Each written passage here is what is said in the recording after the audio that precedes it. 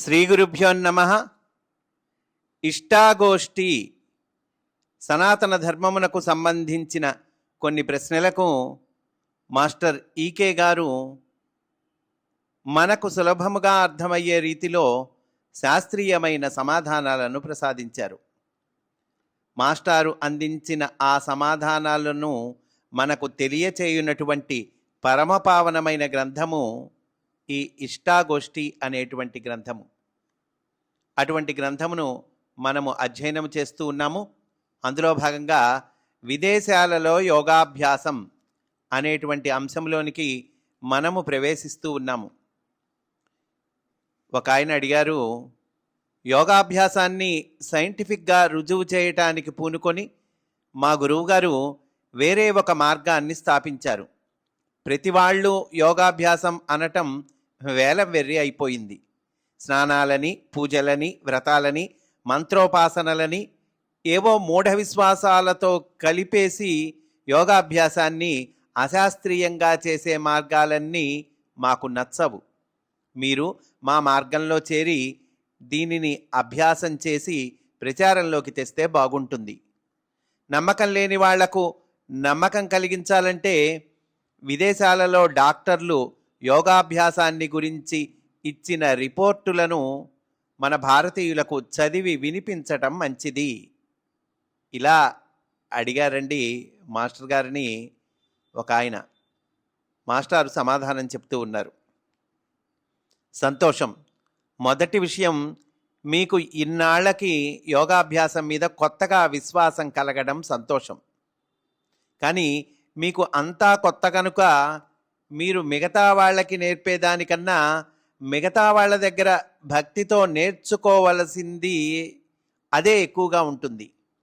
ఇక సైంటిఫిక్గా రుజువు చేయటం అంటారా, అది సంప్రదాయము ఎరుగని పాశ్చాత్యులకు వారి నాగరికతను అలవాటు చేసుకొని సంప్రదాయాన్ని మరచిపోయిన ఏ కొద్ది మంది భారతీయులకు మాత్రమే అవసరము.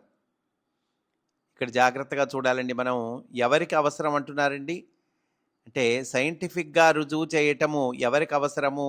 సంప్రదాయం ఎరుగని పాశ్చాత్యులకు కానీ, లేదా వాళ్ళ నాగరికతను అలవాటు చేసుకొని ఈ సంప్రదాయాన్ని మర్చిపోయిన కొద్దిమంది భారతీయులు ఉన్నారే, వాళ్ళకు అవసరమయ్యా ఈ సైంటిఫిక్ అప్రోచ్ అనేటువంటిది. భారతదేశంలో ఎక్కువ మందికి యోగ విద్య మీద విశ్వాసము ఇప్పటికీ సహజంగానే ఉంది. ఎక్కువ మంది ఆచరణలో పెట్టలేకపోతున్నారంటే దానికి కారణం పాశ్చాత్య నాగరికతయే కానీ భారతీయుల అజ్ఞానం కాదు. చదువుకున్న వాళ్ళు కలిగించిన సందేహాల వల్ల చదువుకోని వాళ్ళకి కొందరికి విశ్వాసం తగ్గి ఉండవచ్చు. అది కూడా మనస్సులలో తగ్గిందే కానీ రక్తంలో తగ్గలేదు. కొంచెం సంప్రదాయం తెలిసిన వాళ్ళు ప్రోత్సాహం ఇస్తే వెంటనే మళ్ళా మనస్సులలో అందుకుంటుంది. ఈ విషయంలో భారతీయ పండితులు, వేదశాస్త్ర పురాణాలు చదివిన వాళ్ళు మిగిలిన సామాన్య ప్రజలను దూరంగా అట్టెపెట్టడం చేత మనం చూస్తున్న అనర్థాలన్నీ కలిగాయి. తమ బాధ్యత మరచి పండితులైన బ్రాహ్మణులు పాండిత్యంతో కొట్టుకొనటం, పాండిత్యం ప్రదర్శించి అడుక్కొనటం, లేదా పాండిత్యాన్ని అమ్ముకొని ఉద్యోగాలకు ప్రాకులాడటం చేసినందువల్ల సామాన్య ప్రజలకు వారిపైన ఆదరం పోవటం, ద్వేషం కలగటం గత 2-3 శతాబ్దాలలోనూ సంభవించినాయి. అదే సమయానికి బ్రిటిష్ ప్రభుత్వం వచ్చి కులాలు ద్వేషానికి కారణాలు అని పుల్లలు పెట్టడం, చదువులు పొట్టకూటికి అని నేర్పటం, దక్షిణ దేశం వారిని ద్రావిడులని, ఉత్తర దేశం వారిని ఆర్యులని బుకాయించి నూరిపోసి భేదభావాలు నింపటం జరిగింది. మనవారు బుద్ధిబలాన్ని కోల్పోయి ఇప్పటికీ వాటినే చిలక పలుకులు పలకటం, అమాయకులైన పిల్లలకు, విద్యార్థులకు విషపూరిత భావాలను నూరిపోయటం జరుగుతున్నది. తత్ఫలితంగా మీబోటి వాళ్ళు సామాన్య ప్రజల కన్నా విద్యావంతులని, వేరు అని గర్వపడటం, తాము విద్యావంతులమని తమను వేరు చేసుకొనటం ఏర్పడింది. ఇప్పుడు మీరు పలికిన పలుకులు దీని ప్రభావాన్నే సూచిస్తున్నాయి. ఇక సత్యం ఏమిటంటే, దేశంలో సంప్రదాయాలు అని కొన్ని ఉన్నాయి. అవే సరి అయిన విద్యాలయాలు. యూనివర్సిటీలు కాలేజీలు అక్కర లేకుండానే ఈ విద్యాలయాలు ఇంటింటా బ్రతికి ఉన్నాయి. స్నానం, సంధ్య, పూజ, జపము, ధ్యానము అనేవి ఈ విద్యాలయాల వలన శతాబ్దాల తరబడి కుటుంబాలు క్రమశిక్షణ పొందిన ఫలితాలు. వాటిని అన్సైంటిఫిక్ అనటం మీబోటి వారికి ఆధ్యాత్మికమైన ఆత్మహత్య.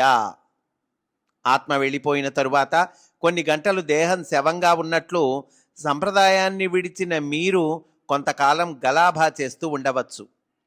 మాది వేరొక మార్గం అని నమ్మేవాడు మిగిలిన వారికన్నా వేరవుతున్నాడు.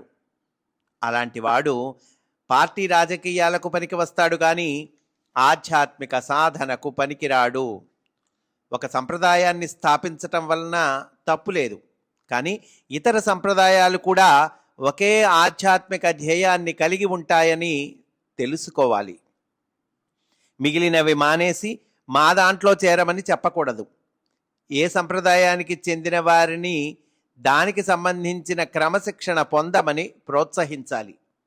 దానిని గూర్చి వివరించి చెప్పాలి.